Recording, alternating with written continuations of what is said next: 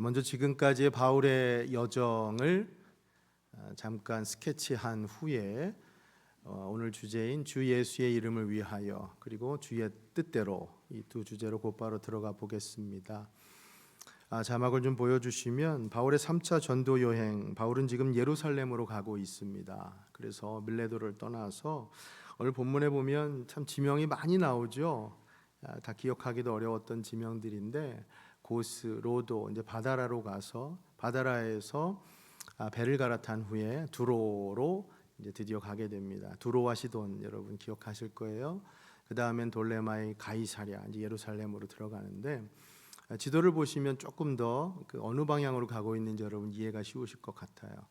저 가운데 이제 파란색이 이제 지중해입니다. 그래서 가운데 부분이 오늘날 튀르키예, 아시아죠. 에베소, 밀레도가 보이실 건데 그 밀레도에서 출발해서 이제 빨간색으로 동그라미 친 부분 왼편부터 아까 우리가 보았던 고스, 로도, 바다라 이렇게 됩니다. 점점 오른쪽으로 가는 거죠.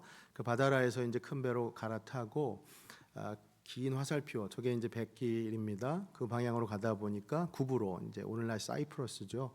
저 섬을 왼편에 끼고 이제 가게 되는 겁니다. 결국엔 이제 두로 지방에 상륙을 하게 된 것이죠. 예, 좀 더 확대해서 보여주시니까 더 좋네요. 이제 두로에 상륙하고 그 다음에 아래쪽으로 돌레마이, 가이사랴, 예루살렘으로 이렇게 내려가는 그야말로 대장정입니다. 그래서 오늘 우리가 읽은 본문에서는 이 두로와 가이사랴를 기점으로 한 두 꼭지 이야기가 실려 있는데 인상적인 것은 이 두로와 가이사랴 두 곳 모두에서 제자들과 그리고 예언자들 모두가 바울더러 예루살렘으로 들어가지 말 것을 아주 적극적으로 권면한다는 겁니다. 자, 한번 확인을 해보죠. 먼저 4절을 보시면 두로에서 일어난 일입니다. 이렇게 돼 있죠. 제자들을 찾아 거기서 이레를 머물더니 그 제자들이 성령의 감동으로 바울더러 예루살렘에 들어가지 말라 하더라. 바울 일행이 이제 두로를 갔는데 거기서 제자들을 찾아요. 그런데 그 제자들이 성령의 감동으로 예루살렘으로 들어가지 말라고 아주 강하게 얘기하는 겁니다. 그러나 바울도 고집을 꺾지 않죠. 뜻이 변함이 없습니다. 강행합니다. 확고부동하죠. 근데 이게 그 다음 행선지였던 가이사랴에서도 마찬가지였어요. 이제 7절을 가보면 두로를 떠납니다. 두로를 떠나 항해를 다 마치고 돌레마이에 이르러 형제들에게 안부를 묻고 그들과 함께 하루를 있다가 가이사랴로 갑니다. 8절 같이 읽어볼까요? 시작. 이튿날 떠나 가이사랴에 이르러 7 집사 중 하나인 전도자 빌립의 집에 들어가서 머무르니라. 아멘. 이게 지금 가이사랴에서 일어난 일이에요. 자, 여러분 여기 우리가 익히 알고 있는 인물 등장하죠. 초대교회 7 집사 중 하나인 누굽니까? 빌립 집사입니다. 빌립 집사. 그가 어떤 인물인가? 여러분 잠시 기억을 좀 다시 되살려 보면 빌립은 전도자였습니다.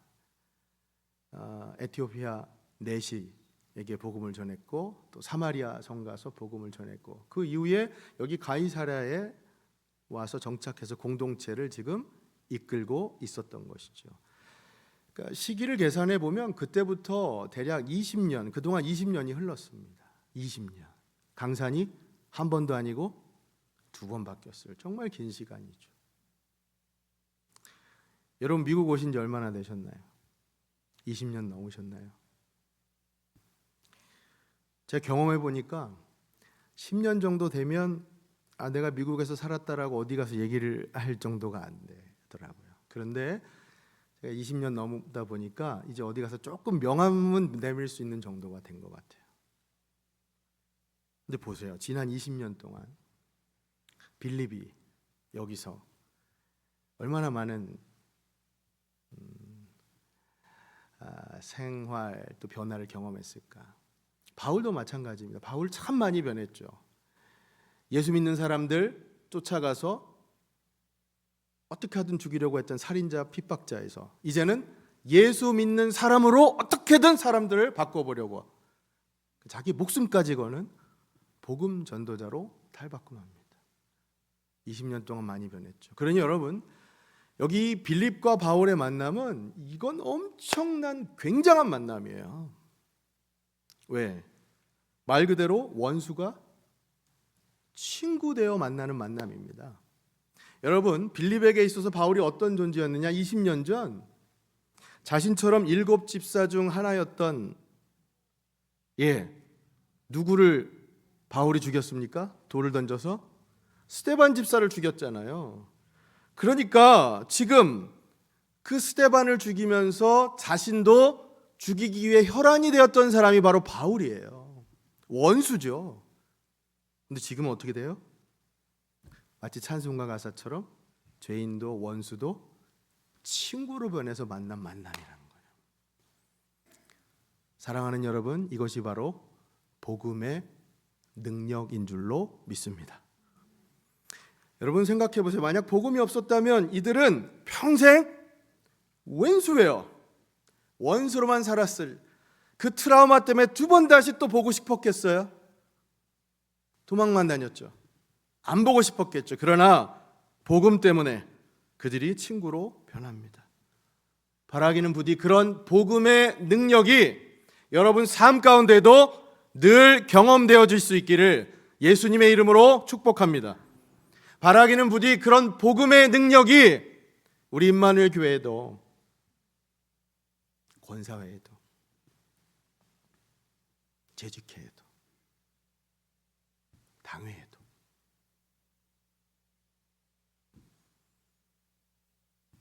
여러분 삶터에서도 그런 복음의 능력이 경험되어질 수 있기를 예수님의 이름으로 간절히 축원합니다.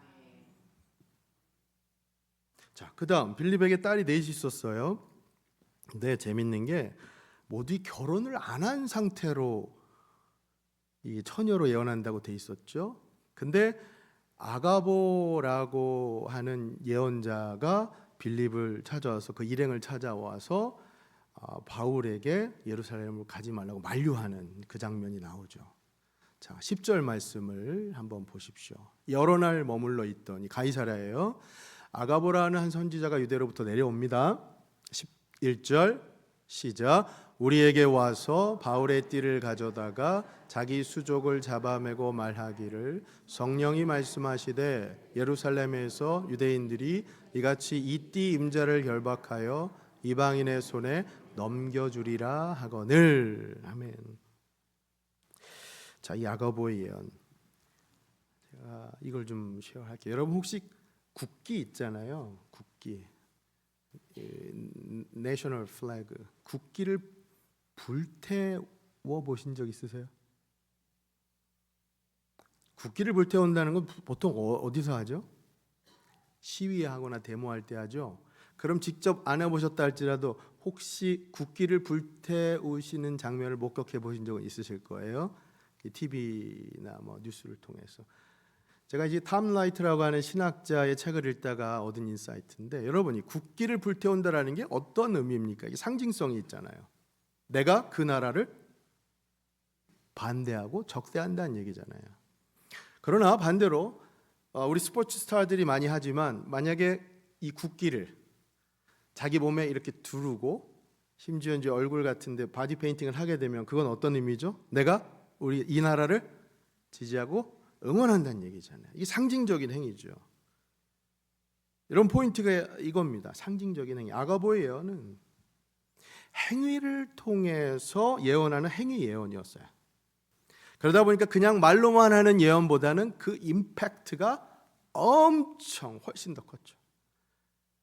자신이 보여줬잖아요. 그렇죠? 아가보가 바울의 허리띠를 가져다가 자기 손발을 묶어요. 그리고 난 다음에 이 허리띠 끈의 주인이 예루살렘으로 가면 유대 사람들에 의해서 결박당해서 이방 사람들에게 넘겨질 거다. 쭉 죽음을 당할 거다라고 예언하는 거예요. 말로만이 아니라 보여준 겁니다. 제가 지금 오늘 설교하는데 말로만 하는 게 아니라 제가 그걸 다 행위로 보여준다고 생각해 보세요, 여러분. 임팩트가 훨씬 더 크겠죠. 그러니까 결론이 뭐예요? 아가보 예언은. 그러니까 예루살렘으로 가지 말라는 거죠. 자, 정황상 이런 걸 고려해 볼 때 여러분, 여러분 같으면 어떻게 하시겠습니까? 예루살렘으로 가는 게 맞습니까? 안 가는 게 맞습니까? 안 가는 게 맞죠. 더군다나 그들 모두 성령의 감동으로 지금 권면하고 있는 거잖아요. 오늘 말씀 다 보면 성령의 감동으로 얘기하고 있잖아요. 물론 바울도 성령에 매여 성령의 인도하심으로 지금 예루살렘으로 가고 있어요. 그러니까 고집을 꺾지 않죠. 자, 이 대목에서 우리가 의문이 생기지 않을 수. 그럼 이 충돌은 어떻게 설명이 가능할까요? 누군가는 성령의 감동에 의해 가지 말라고 해석하고, 누군가는 성령에 매여 가야 한다고 그것을 해석하고. 자, 도대체 어떤 기준으로 어떤 판단을 해야 옳은 걸까요, 여러분? 성령님 우리를 왜 이렇게 헷갈리게 하시는 걸까요? 자, 우리가 정답은 알지 않습니까? 여러분, 우리가 성령에 매여 성령의 인도하심 따라 살아야 하는 것, 우리 모두가 추구하는 것인데, 그럼 이런 상황에서 우리가 어떤 기준으로 판단해야 하느냐? 일단 제가 이것부터 확실히 좀 짚고 넘어가야 할 것은, 여러분, 성령님은 잘못이 없으세요. 이 충돌, 이 모순은 성령님께서 만드신 게 아닙니다. 성령님께서는 똑같은 인포메이션, 똑같은 정보를 다 내용을 주셨어요. 다만 서로의 해석과 적용이 달랐을 뿐이에요. 한쪽은 결박과 환난이 있기 때문에 가지 말라고 해석한 것이고, 다른 한쪽은 결박과 환난이 있을지라도 가야 한다고 해석한 겁니다. 그러니 여러분, 성령의 감동으로 성령에 매여 살아가는 우리의 모습, 어떻게 살아가야 하느냐?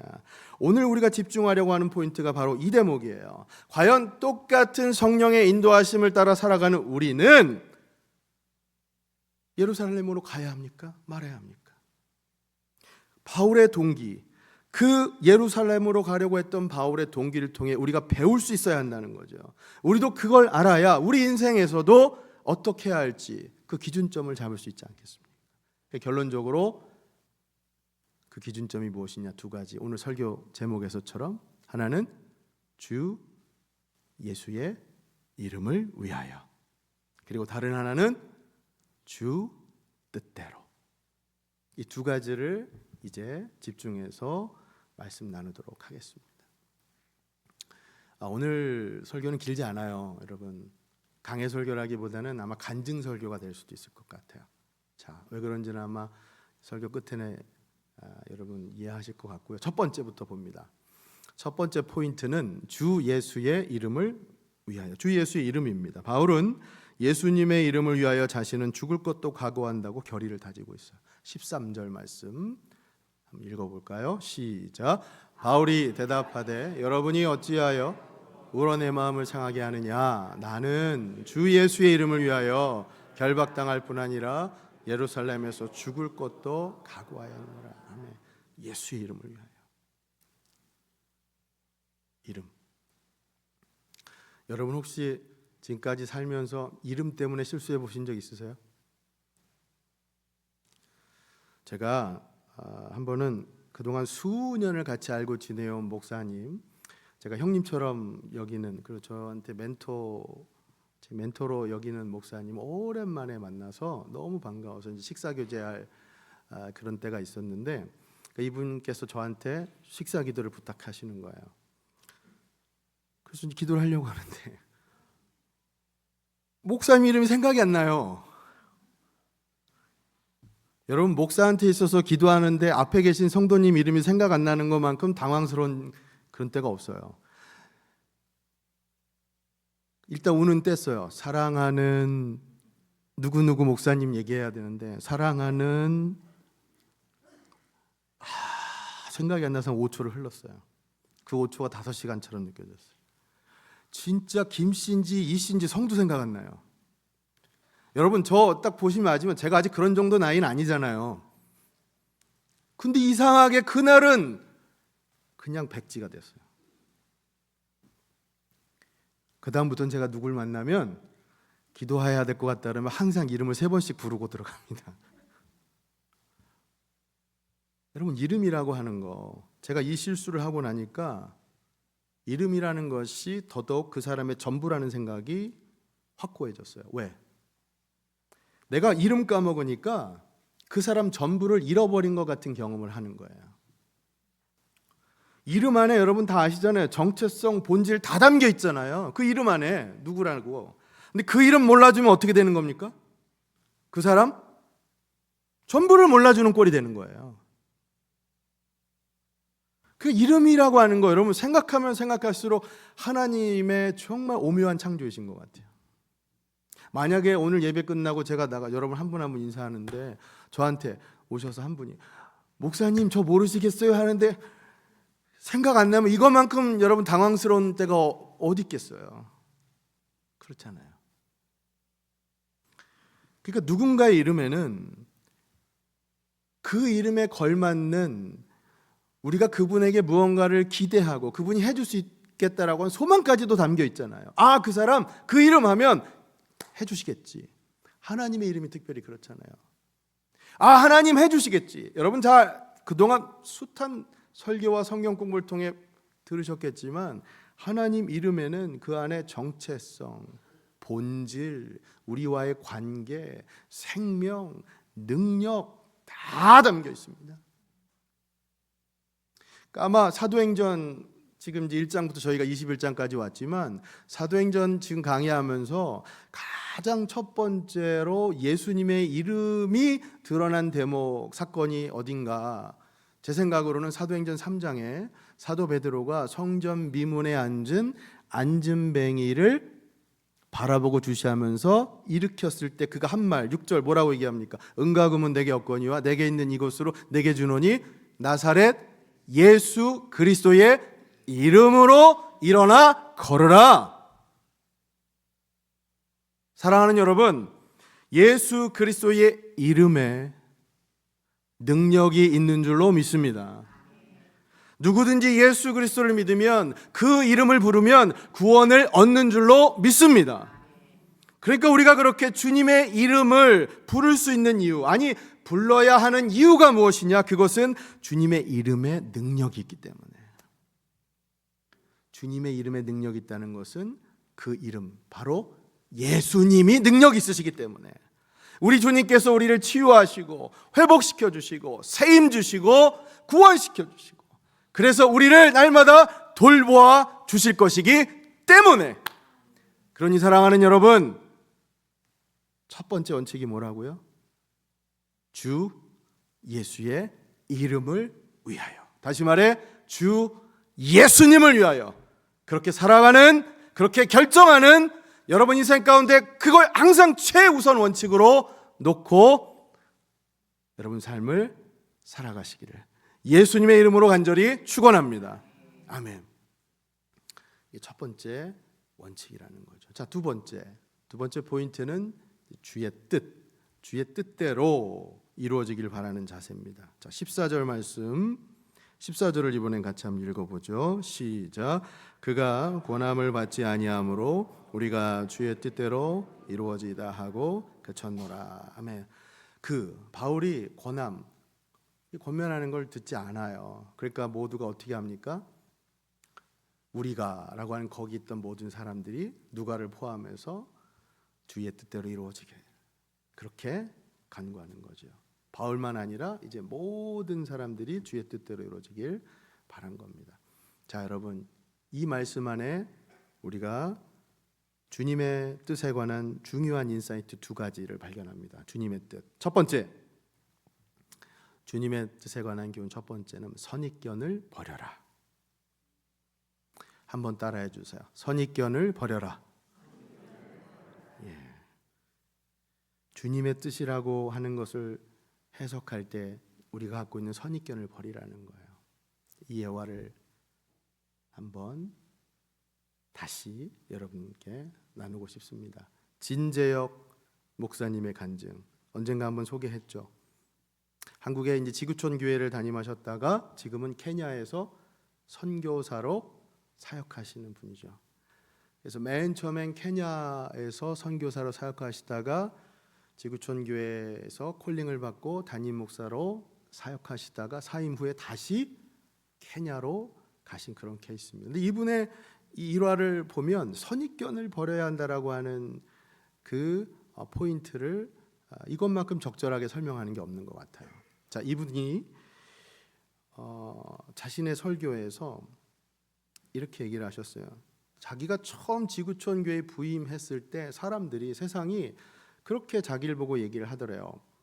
왜 지구촌 교회라는 그 크고 좋은 데 가는데 그게 주님의 뜻이라고, 하나님의 뜻이라는 얘기를 막 하냐는 거예요. 힘들고 어려운 데 가면 이게 주님의 뜻이라 설득력이 있지만, 좋은 데 가면서 뭐 주님의 뜻이라고 그러고 가냐. 그때 하나님께서 그런 마음을 주셨대요.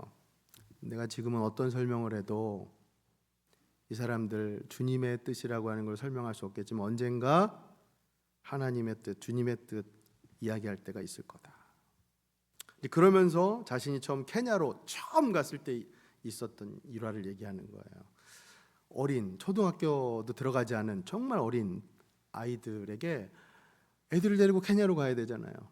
어떻게 하면 케냐가 이게 좀 긍정적으로 얘기를 해야 되고 이게 하나님의 뜻이라고 애들을 설득해서 가야 되는데, 그때 하나님 주신 기발한 생각이 뭐냐, 그 당시에 정말 히트했던, 유행했던 아이들 좋아하는 애니메이션 영화 가운데 라이언 킹이라고 하는 영화가 있었던 거예요.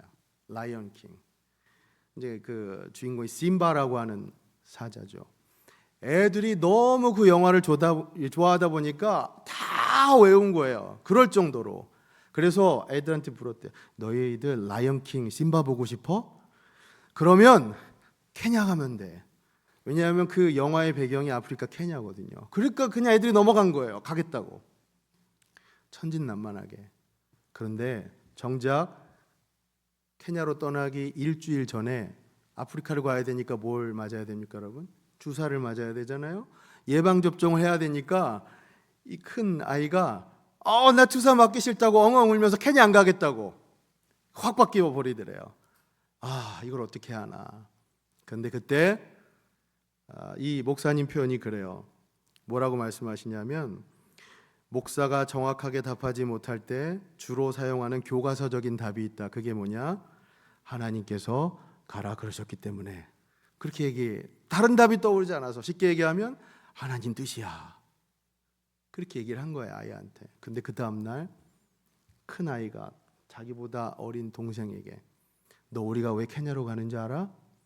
동생이 답을 못하자 몰라 그랬더니 하나님께서 가라고 그러셨기 때문이야. 목사님이 그 얘기를 듣는데 밑에서부터 뜨거운 게 올라오시더래요. 그래, 맞다. 하나님께서 가라고 그러셨기 때문이다.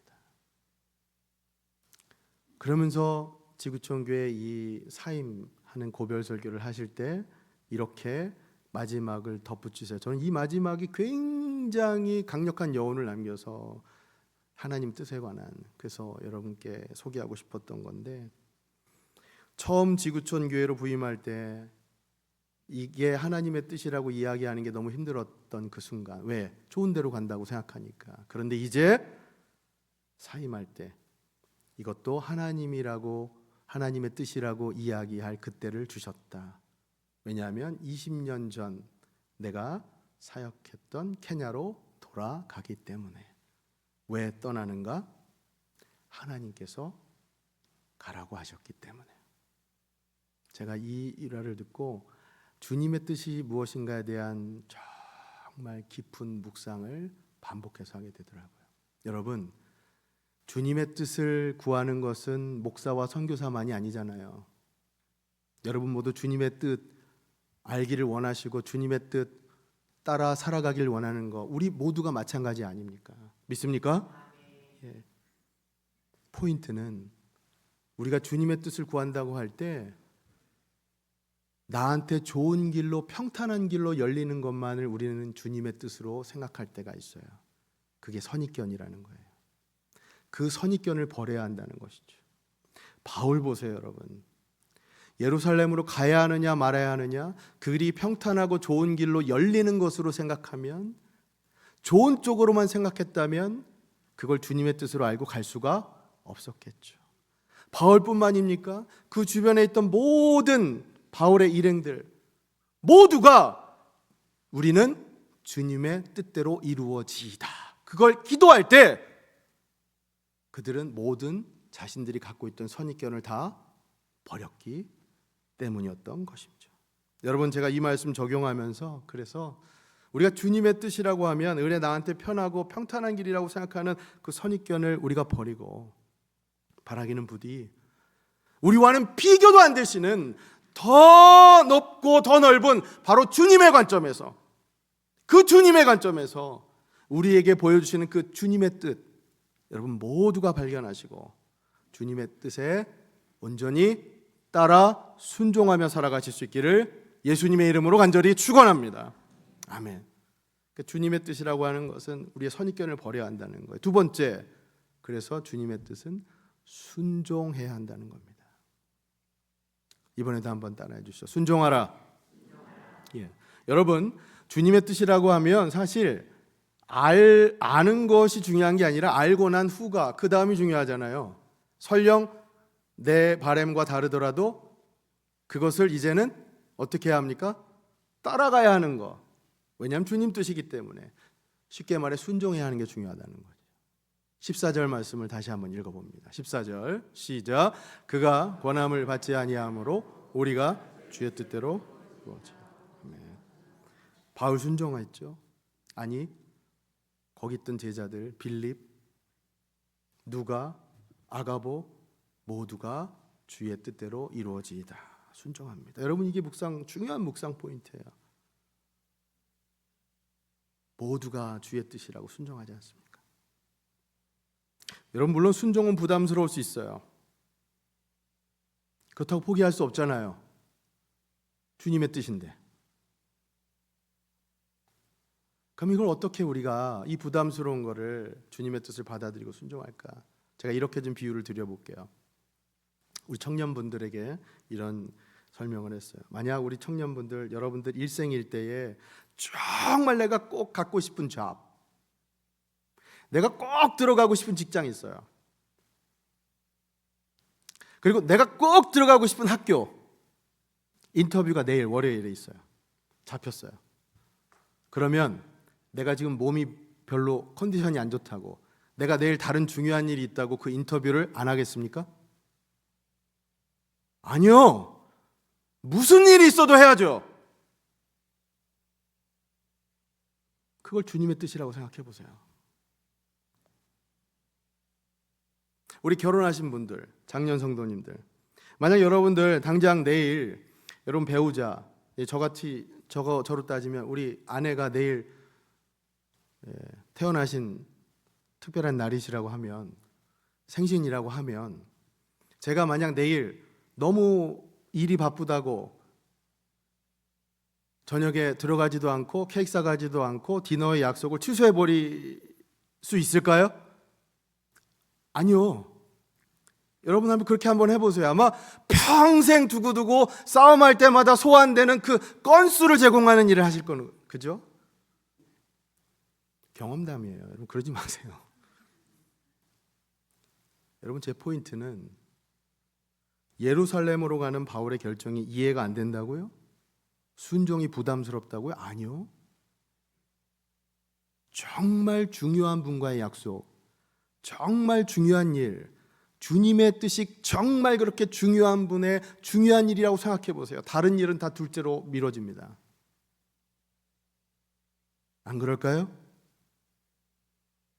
주님의 뜻이 무엇이든 여러분에게 알려주신 그 뜻이 정말 중요한 분의, 내가 정말 꼭 이루고 싶은 일이라면 여러분 일생의 다른 일들은 다 뒷전으로 미뤄지게 됩니다. 주님의 뜻을 이루는 것이 첫 번째가 되죠. 그렇게 주님의 뜻에 순종하시라는 겁니다. 부디 그렇게 순종하는 여러분과 제가 될 수 있기를 예수님의 이름으로 축원합니다. 아멘. 마지막으로 말씀을 맺으면서 제가 죄송하지만 제 개인적인 얘기를 잠깐 나누고 말씀 맺겠습니다. 지금으로부터 20여 년 전, 저 정확히는 20년 더 됐죠. 25년 됐는데, 저 유학생 신분으로 제가 미국으로 들어와서 행정학, 정책학 박사 학위 공부하던 중이었습니다. 거의 이제 끝 마무리를 지으려고 할 때쯤에 이제 둘째 아이가 뇌성마비로 아프다는 것을 그때 진단을 받고 알고 나서 정말 하나님 앞에 간절히 무릎 꿇고 기도하는 가운데 주님의 그 강력한 부르심을 깨닫고 목회의 길로 들어섰습니다. 근데 여러분, 주님의 뜻에 순종하며 가는 그 길, 제가 모든 걸 다 포기하고 신학교로 들어가서 진로를 바꾼 저 앞에, 저희 가정 앞에 주님의 뜻에 순종하며 가는 그 저 앞에 가장 첫 번째로 날아온 소식이 뭔지 아세요? 어처구니 없게도 의료보험이 이제는 끊긴다는 소식이었어요. 여러분, 이게 별거 아닌 것처럼 들려지실 수도 있지만 그 당시에 저희 가족에게 이건 청천벽력과 같은 소식이었어요. 왜? 아픈 우리 아이 어떻게 해요? 검사도 많고 치료도 받아야 되고 하루에도 2번, 3번 병원을 가야 하는 이 아이. 근데 보험이 끊겨요. 제가 이건 도무지 말도 안 된다. 주님의 뜻에 순종하며 가는 이 길인데 가장 첫 번째로 날아든 소식이 보험이 끊기다니요. 도무지 상상도 할 수 없는 일이었어요. 제가 그 전까지만 해도 학교에서 영구조교로 일하고 또 파트타임으로 티칭 인스트럭터도 해가지고 시간 강사까지 해서 학교에서 주는 좋은 보험 갖고 있었어요. 그런데 그게 다 끊겼어요. 갑작스럽게. 이거 뭐가 잘못돼도 너무 잘못됐다. 주님 원망하면서 제가 따졌어요. 내가 주님 뜻에 순종하며 가는데 이게 뭡니까?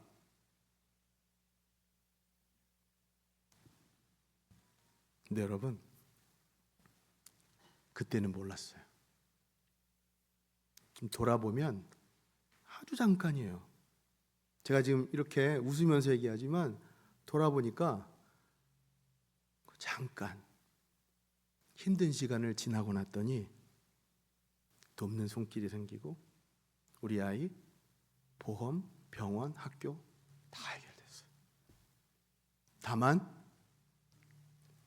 그 잠깐의 시간이 필요했어요. 주님의 뜻에 순종하며 가는 그 길에 주님께서 열어놓으시고 주님께서 준비해 놓으신 그 모든 것을 확인하는 그 시간이 제게 필요했던 거예요. 우리 사랑하는 여러분, 특별히 젊은 청년 여러분, 저는 제 경험으로 확실히 말씀드릴 수 있어요. 주님 뜻대로 가는 길이면 여러분 괜찮아요. 조금만 참아보세요. 왜냐하면 주님 뜻대로 가는 길이면 주님께서 여러분 삶을 돌보아 주실 것이기 때문입니다. 오늘 말씀 기억해 보십시오. 예루살렘으로 가야 하는가 말아야 하는가? 여러분 인생에 적용해 보면 여러분 인생 가운데 내가 이 길로 가야 하는가 말아야 하는가? 그 중요한 인생의 기로에서 부디 오늘 2가지, 우리가 성령에 매어 간다, 그건 알지만 실제로 어떤 원칙으로 가야 하는가? 사도 바울이 택했던 그 2가지, 주 예수 이름을 위하여, 그리고 주의 뜻대로 부디 그렇게 살아가실 수 있기를 바랍니다. 여러분, 주님의 뜻이면 가십시오. 주님의 뜻이면 힘들어도 가십시오. 가도 됩니다. 아니, 가야 합니다. 주님의 뜻이기 때문에. 왜냐하면 선하신 주님께서는 언제나 우리에게 선한 결론으로 이끌어 주실 것을 믿기 때문입니다. 기도하겠습니다.